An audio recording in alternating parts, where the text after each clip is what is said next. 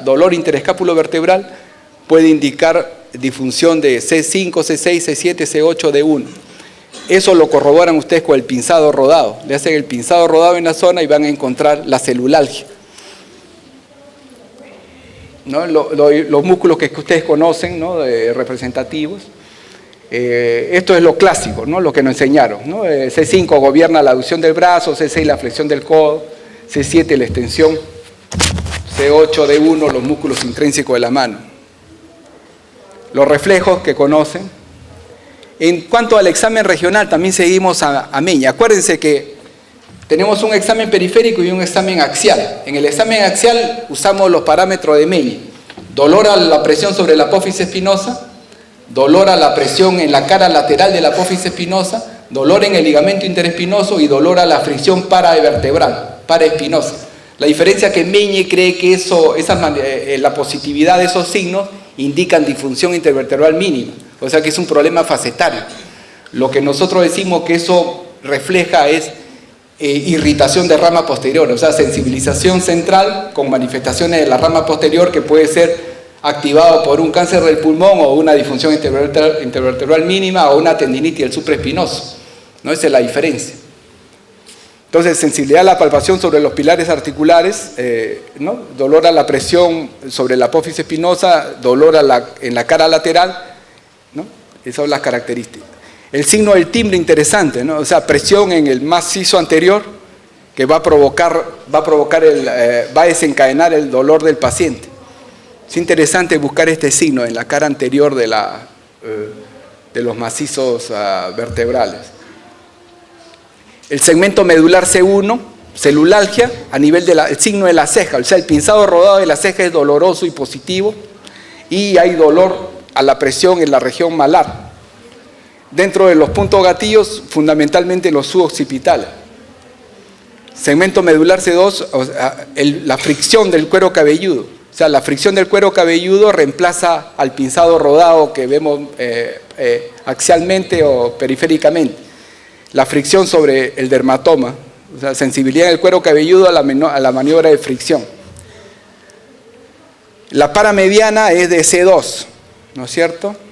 ¿Ven? El signo de la ceja, indicativo de compromiso de C2. El pinzado rodado en la zona malar, en el ángulo de la mandíbula. Y puntos gatillos en el esternocleidomastoideos, generalmente para C2, C3. En C3, ya le digo, ¿no? O sea, celulalgia en la paramediana, punto gatillo en el angular del omóplato, dolor tenoperióstico en la inserción del angular del omóplato en el ángulo de la escápula, también pinzado rodado en la cara anterior del cuello. Ven ustedes, o sea, pinzado rodado en la cara lateral, en la cara anterior. En C4, como les enseñaba, ¿no? Es el pinzado rodado encima del hombro, celulalgia en esa zona. También dolor tenoperióstico en la inserción del angular del omóplato en el angular del omóplato. Y acuérdense siempre los signos a dolor a la presión sobre la apófisis espinosa.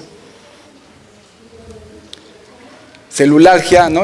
Sobre la zona supraescapular, en la cara anterior por debajo de la clavícula. Y entesopatía en la inserción del angular del omóplato. C6, que es la más frecuente, ¿ven?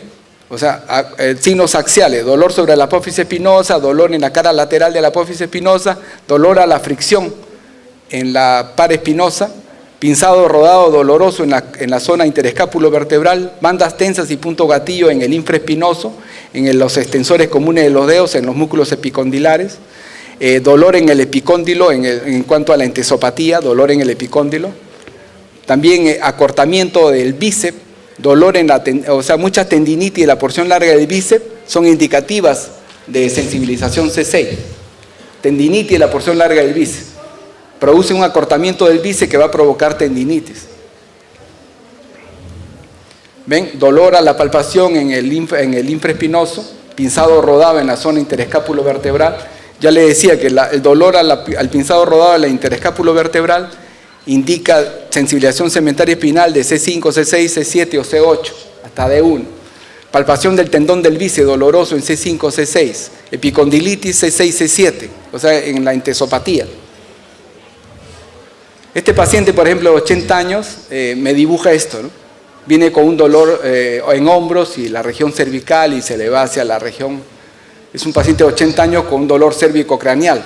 Se extiende a los hombros, se agrava con el movimiento, no calma con el reposo, no responde adecuadamente a los AINES.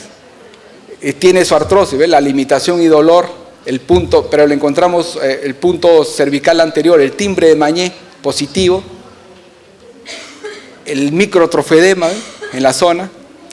Entonces él responde bien a los bloqueos paraespinosos con lidocaína y al uso de la pregabalina, ¿no es cierto?, en dosis de 150 miligramos.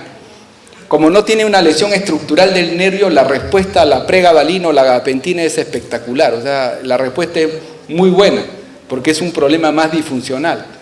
O sea, no tiene que pasar ese tiempo de impregnación que pasa cuando hay lesiones estructurales del nervio.